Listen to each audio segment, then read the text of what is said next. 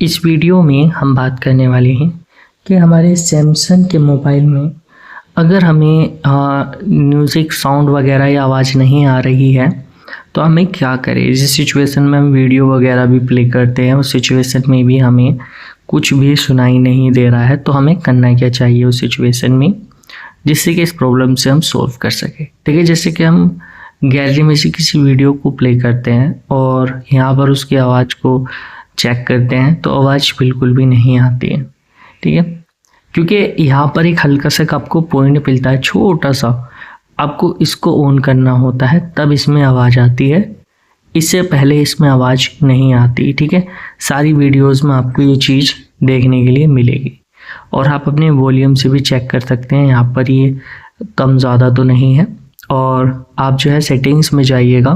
ठीक है, सेटिंग्स में आप जब जाएंगे तो यहाँ पर आपको साउंड एंड वाइब्रेशन दिखाई देता है, इसको खोल लीजिए और यहाँ पर आपको वॉल्यूम दिखाई देता है, इस पर जाइए। अब यहाँ पर जो आप देख रहे हैं मीडिया वाला, ये साउंड की आवाज़ है जो गाने वगैरह आप चलाते हैं जिनकी हम बात कर रहे हैं। वो रिंगटोन की अलग है और बाकी की अलग है।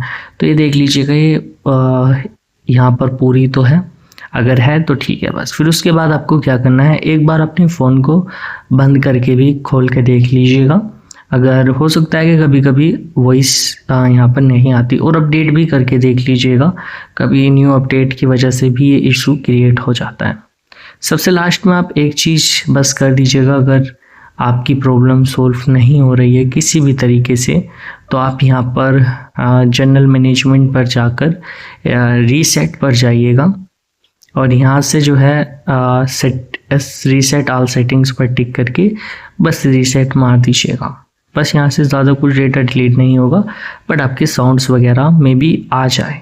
ठीक है, बाकी अगर इससे अलग कोई प्रॉब्लम होती है तो वो हार्डवेयर में प्रॉब्लम होगी, सॉफ्टवेयर में नहीं होगी। तो हार्डवेयर में कोई स्पीकर वगैरह कुछ ख़राब हो गया होगा तो उसकी वजह से भी हो सकता है कि नहीं आ रही हो। बाकी अगर वीडियो अच्छी लगी हो तो लाइक कर दीजिएगा और चैनल को सब्सक्राइब भी कर दीजिएगा।